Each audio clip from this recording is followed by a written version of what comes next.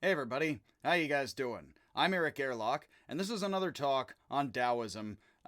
Please watch the other talks on Daoism I've been doing so far. We're going to do another talk on the lessons of Daoism. I'm doing this for the Buddhist philosophy class. It'll also serve for the Asian philosophy class, intro class, and other classes I teach at Berkeley City College. And we are going to do another lecture, at least a lecture or two on Taoism, and then for the Buddhist philosophy class, we will keep on going to Zen. Again, Zen Buddhism is very much Chinese Taoist Buddhism in a lot of ways. So in order to understand Zen, you have to understand Buddhism, and then you have to understand Taoism, and you have to understand Zen. So we're going to pick back up with some more passages from Chuang-Tzu, my favorite Taoist, and we're going to talk about here a little bit of skill and swimming, about how to swim through life, be empty and open such that you can master all sorts of form of mind with mindlessness and openness, using open mind to master all sorts of closure of mind, etc. So it says in the Chuang-Tzu, my favorite work of ancient Chinese philosophy, the second most important work of Taoism, if someone can swim underwater, they may never have seen a boat before, and still they'll know how to handle it. That's because they see the water as much dry land and regard the capsizing of a boat as they would the overturning of a cart on land, because they're not going to drown. The 10,000 things, in Chinese philosophy, 10,000 means a million. It's 100 times 100, and 100 is 10 times 10, a nice square number for the squares. The 10,000 things of the ordered universe may all be capsizing and turning over at the same time right in front of the sage and the wise mind, and it can't get at the sage and affect what's inside, the emotions which we have cleared out and steadied and tamed. So where could the sage go and not be at ease? Where can the wise go? In what situation would the wise not be able to master their situation? When you're betting for tiles in an archery contest, tiles are cheap prizes here. You shoot with skill when it doesn't matter. When you're betting for fancy belt buckles, perhaps we're in Chinese Texas, you worry about your aim. And when you're betting for real gold, you're a nervous wreck. Your skill is the same in all three cases, but because one prize means more to you than another, you let outside considerations weigh on your mind. They who look too hard on the outside get clumsy on the inside. Which this does not suggest you just pay attention to your emotions and be enraptured in your own emotions, but that you clear out your perception to see the outside, your emotions to see the inside, and you don't get too emotional about what's on the outside or it will stir up the inside. Tan Chao says it is easy to stand on a board on the ground, but it is hard to sit on the same size board on the top of a pole, and that it is not whether or not the board is big enough, but whether or not the mind is empty enough. There's a play here on if your mind is wide enough. It's not the board you're putting your rear on, it's whether or not your mind is wide enough to feel that you have enough to set your rear on, etc. Those who complain about the heat feel hotter, he says, and those who fear the pain of disease get sicker. Now, I have mentioned this passage of Chuang-Tzu about getting clumsy on the inside when shooting for fancy belt buckles or real gold. And also then I found this Tan Chao passage after I had already tied this to the psychotherapist Milton Erickson's work on several occasions. My grandfather once, he was a psychoanalyst in Gestalt, moved more into Gestalt therapy, which is more interpretation, as psychoanalysis started to wane on the West Coast. But he gave me a book by Milton Erickson, and in there, in the very beginning, Milton Erickson, who is a therapist and psychoanalyst, and I believe overall kind of Gestalt-y person, I have a picture of him in a purple suit and a bow tie. I believe it was the 60s, kids. Or the 70s, either way, that he says in there that he has clients and he tells them to, say, leave their spouse. You know, your spouse is abusive, you just need to walk, walk, walk, slam door, that's it. Those are the physical motions. People say, I just can't leave this person.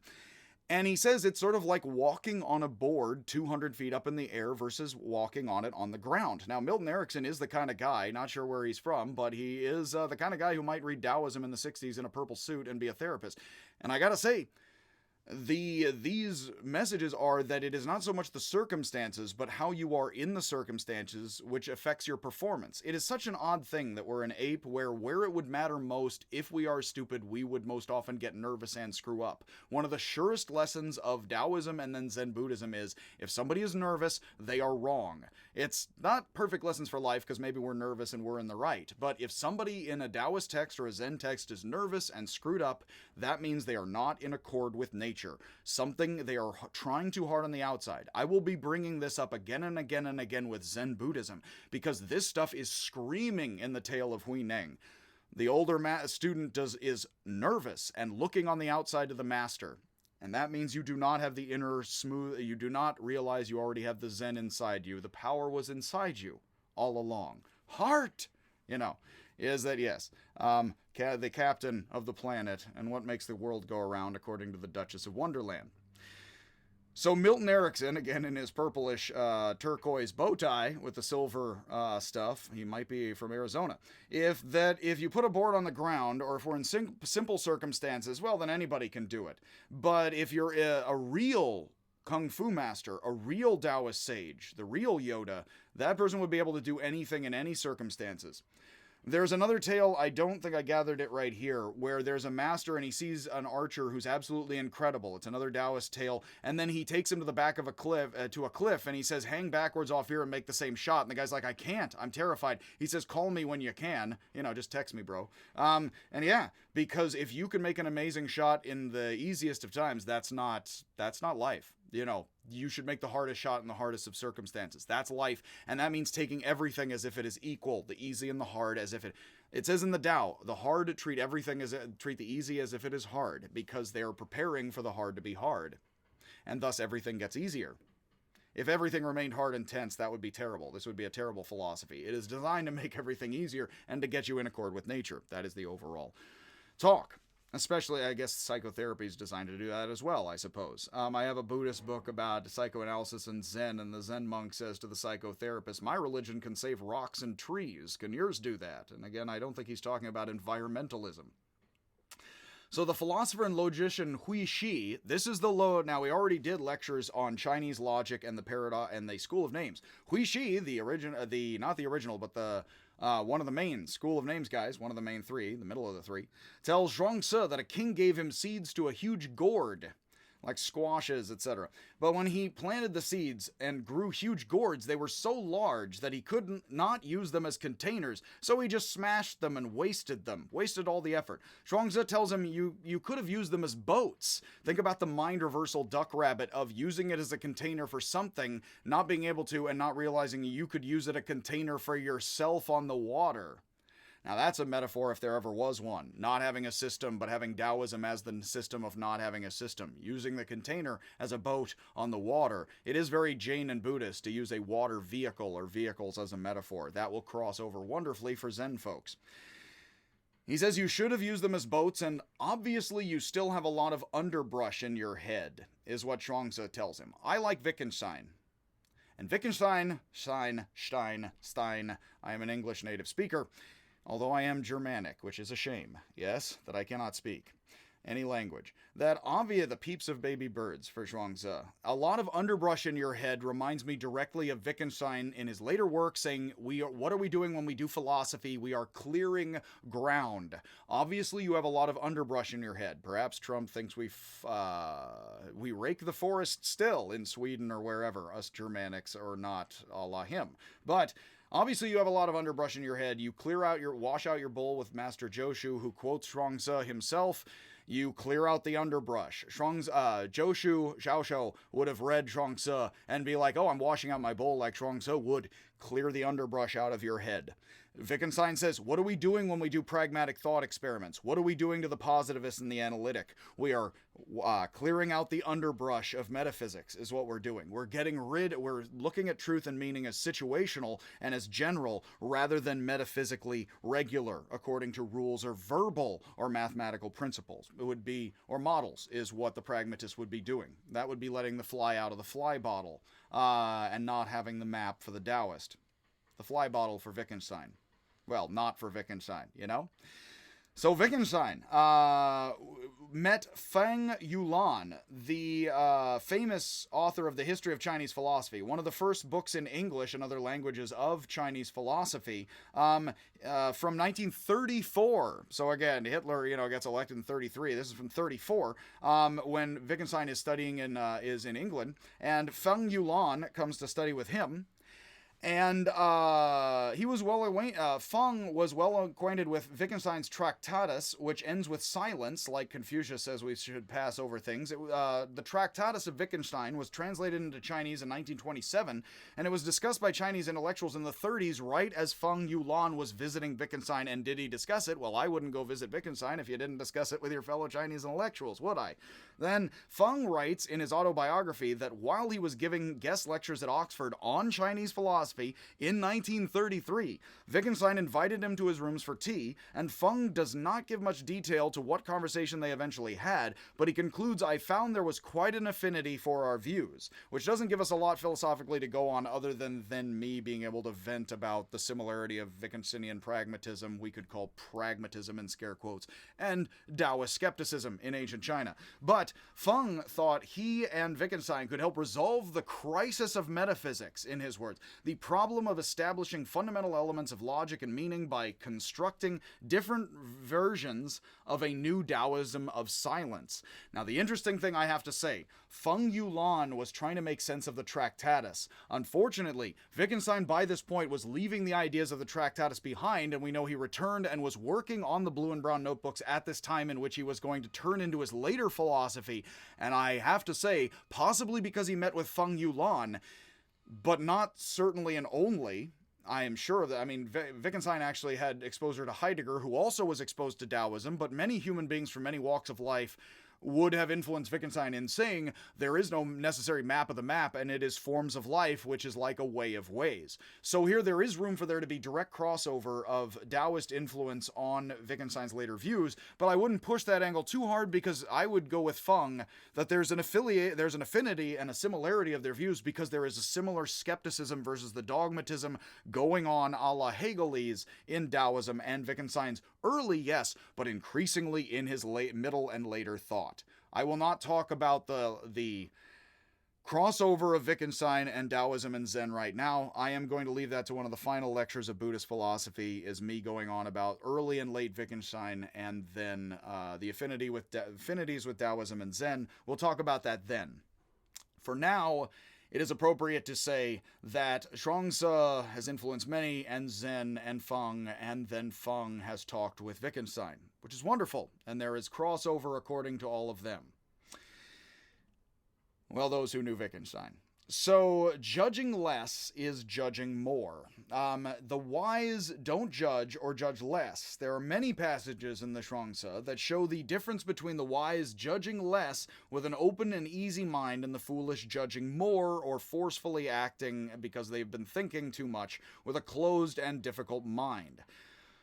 Zhuangzi says, "Those who divide fail to divide." Gathering and grasping are metaphors human cultures tend to use for the mental, which is invisible, and we only know how we gather and divide apricots with our hands, so gathering and grasping is often how we would refer to time, concepts, the self, anything invisible but that we have to deal with again and again and again. So dividing would be a metaphor in ancient China and everywhere for judging and discrimination, to use multiple syllables of Frenchy English. Those who judge fail to judge. What does this mean, you ask? Let's judge and interpret this, shall we? Because we've just been asked not to. The wise embraces things. Ordinary people judge among things and parade their discriminations in front of others. So I say, those who discriminate fail to see. I'm a decently judgmental person. I love interpretation. I have to say, when others are all judgmental, I get a little pissy, which is being judgmental of the judgmental. But of course, here is, don't use the sledgehammer to swat a fly, and less judgment is more judgment on both sides of all of that, yes? And we gotta face that all day long in life. And all life long, each day.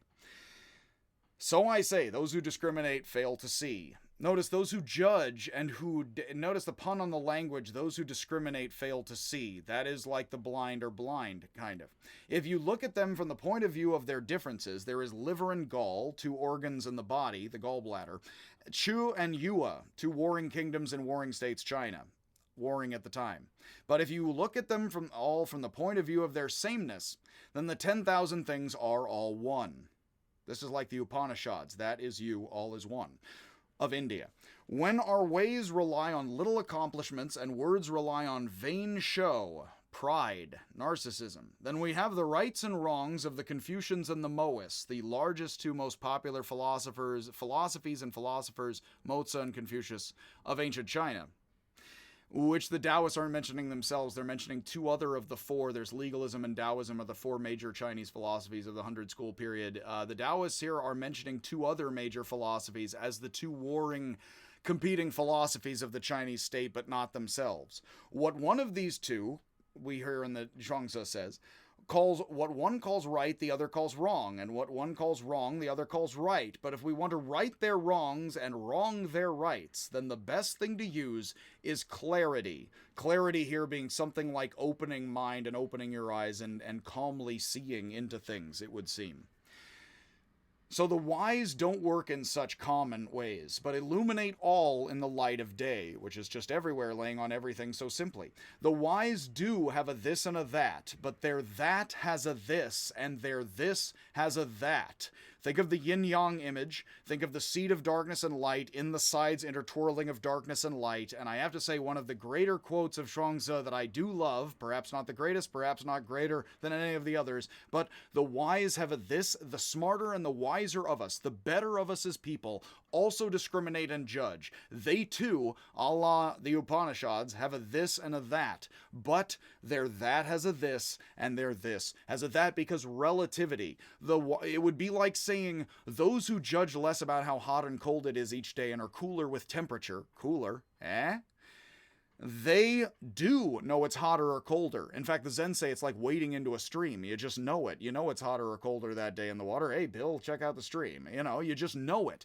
So they do have hotter and colder, but their hotter has a colder and their colder has a hotter, which means there's just hotter and colder and yin-yang, and it is relative. It's not that the wise cannot feel it's cold out today and take an umbrella if it's going to rain.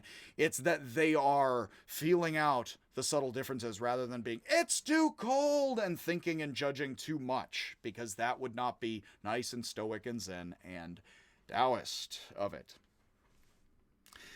It says here, so, a wise as that has both a right and a wrong in it, and their this too has both a right and a wrong in it. Meaning, everything in life that's good, there's good and bad in it, and everything that's bad in life, there's bad and good in it, and every jerk can tell you that, and you wish they would stop, I'm certainly going to do that for you. So, the text asks, do the wise still have a this and a that?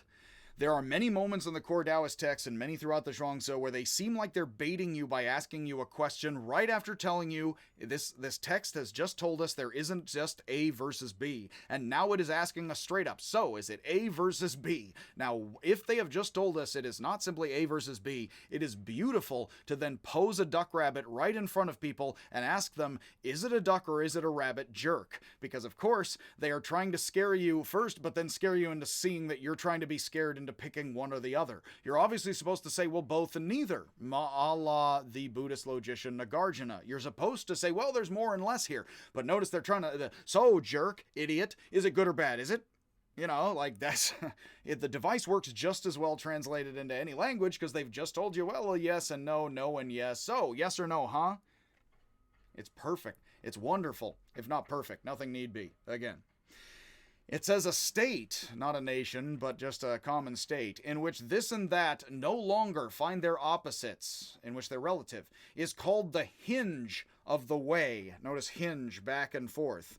When the hinge is fitted into the socket, now what would the socket be? It would be the hub of the wheel and the way and the hole and the yin-yang and everything. When the hinge, which is like judgment, is fitted into the socket, which is at the root and is always there no matter what is going on, it can respond endlessly. With 409, I hear there's 1808 apparently.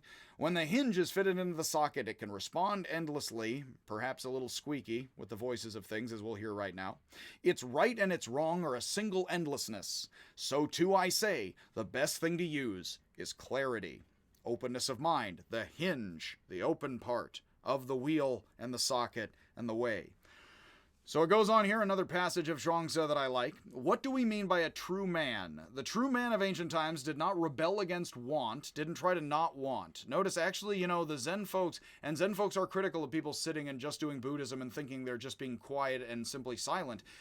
The true man of ancient times did not stop trying to desire, which is interesting here because emptying yourself out of desire is good. So ancient people, they would be muddy, hippie-ish people, kind of desire stuff, but they weren't all out of kilter, so nobody really cared that they desired things. It wasn't all out of whack then. The evilness of desire was not out of league with things.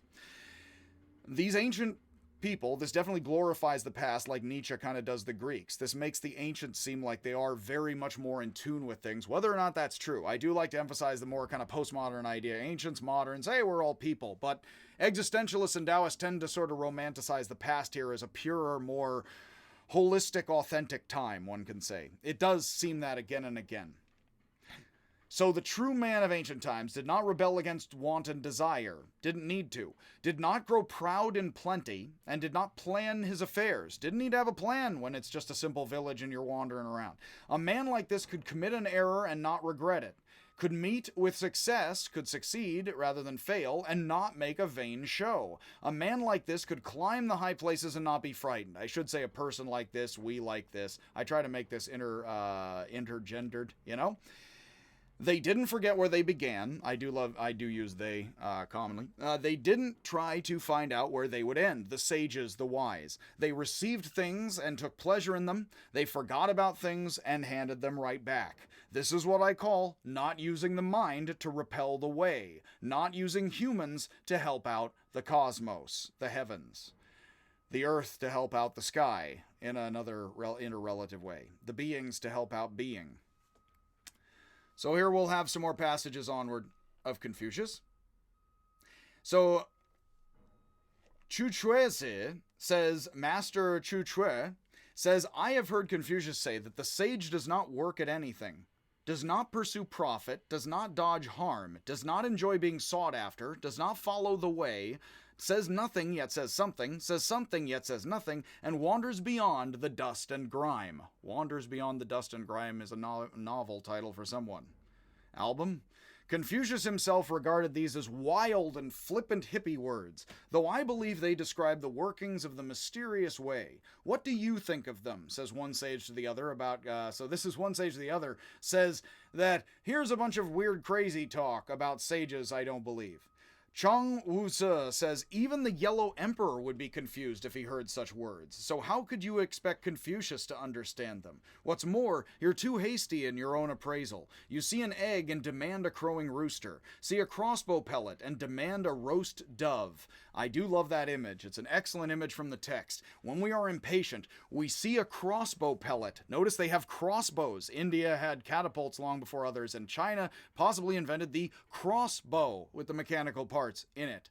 Yes, Dave Chappelle does not want to be the first bro to die from a crossbow, a la Mel Brooks, which is when in medieval times the crossbow would have gotten over somewhat to medieval Europe out of China. Basically, you see a crossbow pellet, and you're like, I want a roast dove right now. Well, what is that? You're missing several steps. You're demanding, it's like A, B, C, D, E, F, G. You're like, I see A, I want Z right now on the plate. It's like, well, it's going to take some time, isn't it? This is like a lot in life for Taoists. Rather than grab what you want, why not let it develop into what you want slowly and enjoy the process? If you cannot get what you want out of enjoying the process, you are not living life correctly. If you do not have what you want in the state of war in China right now or in America or anything, let it slowly grow into what you want and enjoy the process. And if you cannot do it, you are not doing what you want as you want in a way that's sustainable, that will be good for you. It's not going to work because that's not the way that humans work and the way we all work together or not. Cross-culturally, transculturally, cosmically for the Taoist, with the animals working and not working together similarly, etc. So, I do love that. To see a crossbow pellet and demand a roast dove is impatience. That is a metaphor for impatience in the Taoist text. I am going to, Shang Wu-ze, the guy who's mocking the guy who's saying, maybe Confucius is right, these are stupid hippie words.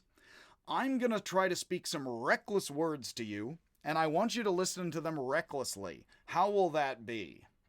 A lot of times I talk philosophy with people, and I say, oh, this, and they're like, well, that's not perfectly true. Okay, why don't you listen to me with an open mind and listen a little loosely here, people, okay? How will that be? All right? Okay. The sage leans on the sun and the moon, tucks the universe under their arm, merges themselves with things, leaves the confusion and muddle as it is, reminds of the Potapada Sutta of the Buddha, and looks on slaves as exalted. That's not so much an ending of apartheid, of course, but even the lowly slave, the lowly person, is having a beautiful life. If you cannot see that, you do not have what it takes to change anything, which is an oddly ironic and beautiful thing, regardless of what we think about this and that. It's if you cannot look on the lowliest of people as having a blessed and beautiful life, which says nothing about political circumstances or how they will change or not, you do not have what it takes to be truly strong and wise. That is because if you do not appreciate what you already have, how are you going to use what you already so solidly have in order to get any change out of life at all? You're just fighting City Hall. There's nothing to do. If you're going to fight City Hall, well, we already talked about the Taoists, the gunpowder, and the plot, and all of that. And again, I tell you no lies. So, the sage is ordinary people strain and struggle, this Zen sage says. The sage, the wise, are stupid and block-headed. We are told many times the sage is like a stupid uncarved block and like an idiot. And the sage is blank, like a blank slate a la empiricism. The sage, a la Locke. The sage takes part in 10,000 ages and achieves simplicity in oneness. The Egyptians say, you don't want to be a jerk. Everybody blames that guy for everything. Don't be that guy. It's kind of like, yeah, if jerkness is a transcultural human condition of some people at least, or all of us somewhat, then don't be the jerk, And here, the wise take part in 10,000 ages. How? Well, they're just wise like everyone. That's the easiest way. You just wake up with eyes in the front of your face. You're as wise as anybody. You've taken part in 10,000 ages and 10,000 human minds like that. There's no difference. I mean, if the human brain has been the human brain, then you're taking part in 10,000 ages like that as we read these ancient Chinese texts. How many people have there been since ancient China? Here we are like that, taking part in it. So the wise, they know they're already everybody. It's like, hey, I hear a child cry, I'm them right now. I don't know, and now I'm back me. So they take part in 10,000 ages and know what children felt like 10,000 years ago. Easily. How? They just empathize immediately. It takes no conceptions at all. So, but insofar as we conceptualize and are all trying to parse things and carve things up, well, then we wouldn't be or would be this person or not. So you can just dispense mostly and muchly with all of that. He goes on and he says, Confucius and you are both dreaming. We already covered the dream of Lu Dongbin and others. And when I say you are dreaming, I am dreaming too. Am I the butterfly or am I the Shuangzi in the Shuangzi text? Words like these will be labeled the supreme swindle. Perhaps you could get a ball cap with supreme swindle on it. So this is, which is wonderful because I do skeptical philosophy. I like art. I will use no art. Forgive it. But basically, when I teach people skeptical philosophy, I'm going to swindle you with words and metaphors. How will that be? I'm going to steal your mind away for a while, give it back to you, in Futurama. We're going to brutally break you down, then build you up painfully, brick by brick, then crush you again, then lunch. Then if there's time, we'll build you back up again, So what we're going to do is we're going to clear out underbrush in your head. I'm going to crush everything in you, then lunch. And then, I don't know, I guess there's a game later. I don't know. So basically, again, these are words, the supreme swindle. The thing is, skeptical philosophy will hopefully not take away your pride and everything such that you have nothing at all and everything is sad. It is designed to open you up such that life is fuller and richer as you live it. So words like these are the supreme swindle, but why wouldn't you want me to be a thief and steal everything away from you? Don't worry, you'll get it back. You have again, as the tick says, not the earth. That's where I keep all my stuff. It's like you have so much. What am I going to swindle from you if I use these words to take your ego away for a while? Well, that's the wonderful thing. A performance artist or a Taoist, and the performance artists of the 60s and the Fluxus of the 70s and Yoko Ono screaming at people, they know their Taoism and Zen. So if I just steal things from you, hey, why not? Another job. Hey, it's a paycheck. It's a living. In this economy, So it's wonderful when philosophy and art labels itself the supreme swindle, which of course modern art, a la Daoism and hippies and other stuff, knows how to tell you art is lying to you. It's like Gurdjieff, who led a cult of people and said, I am fleecing my sheep, when he asks his cult members for their, for the check. When he asks them for the bill, he's like, I'm fleecing my sheep right now, as he takes your money from you. You're like, thanks, pal, as you hand him $60. And it was a lot more than that for these fools, And it's like, yeah, because he's trying to, as Diogenes says, I teach people people generosity by begging money from them. Teaches them generosity. Not sure what it teaches me, though, because I'm being a bum. It says here, you hide your boat in the ravine and your fish net in the swamp and tell yourself that they will be safe. But in the middle of the night, a strong man, there's someone always stronger, shoulders them, or movements of history, and carries them off, and in your stupidity you don't know why it happened. You think you do right to hide little things in big ones, and yet they get away from you. But if you were to hide the world in the world, what's hiding what in that? Well, it's hiding from us, a la Heraclitus. The world loves to hide. If you were to hide the world in the world, that's not hiding, so that nothing could get away, this would be the final reality of the constancy of things. Well, the hidden is the manifest is the hidden in the Tao, in the earliest verses of the Tao. In one of the first passages of the inner chapters of the Shuangzi, the mythical pung bird is mocked by the dove and the cicada, granada, a large grasshopper-like insect. I'm pretty sure those are the insects that go, you know what I mean. Ask, I guess, an entomologist about the insects and an etymologist about my words. For flying high, and the pung bird is taking off for a winter vacation way high up in the sky and migrating. The dove and the grasshopper, you can think about this as an Aesop fable of the grasshopper very, very much. They're sitting there laughing at the guy way up in the sky. It's not laughing at the ants storing away the food, but they don't understand what's flying south for the winter is. Shuangzi says they have no frame of reference to understand such an act, as they die every winter, so they're not going to see the longer picture of going to Bermuda for the winter and coming back. So if you need to be up, doing philosophy, doing long-term planning, and idiots tell you, why are you speaking such long, big words or thinking such larger things for others? I don't understand what that gets you, how that gets you $20. Well, guess what? If you die in a year and the other dies, in 20 cycles, then who earns the extra buck? You know, who passes the buck? And that sort of situation, you know? Again, deer go out with deer, as we've already heard. So Hui Shi says to Shuangzi, this is the School of Names logician guy who's trickily like Shuangzi, the lawyer. Hui Shi, the lawyer, not Shuangzi. He doesn't law. He fishes he's a river guy.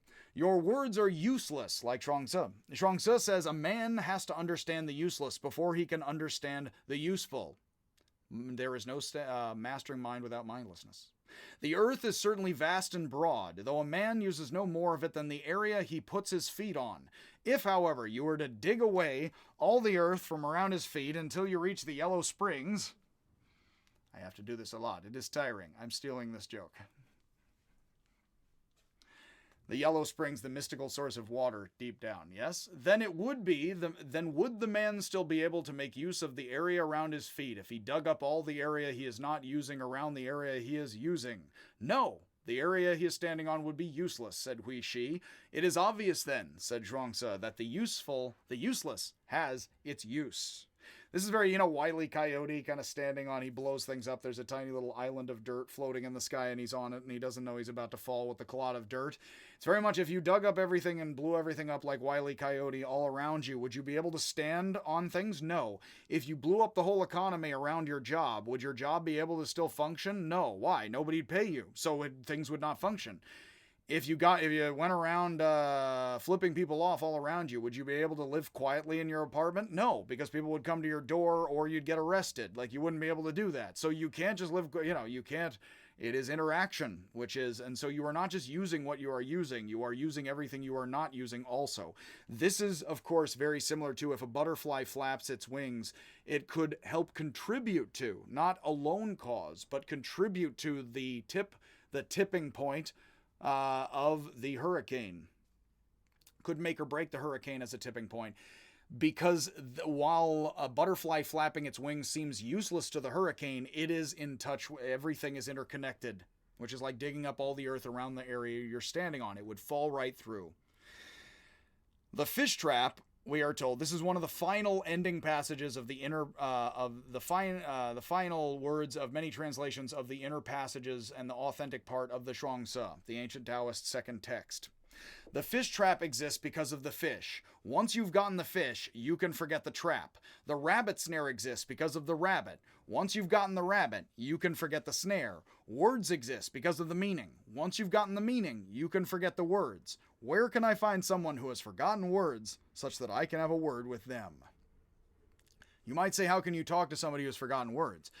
Well, if we're relativists, you can forget and remember and forget and remember and forget. You don't just forget forever.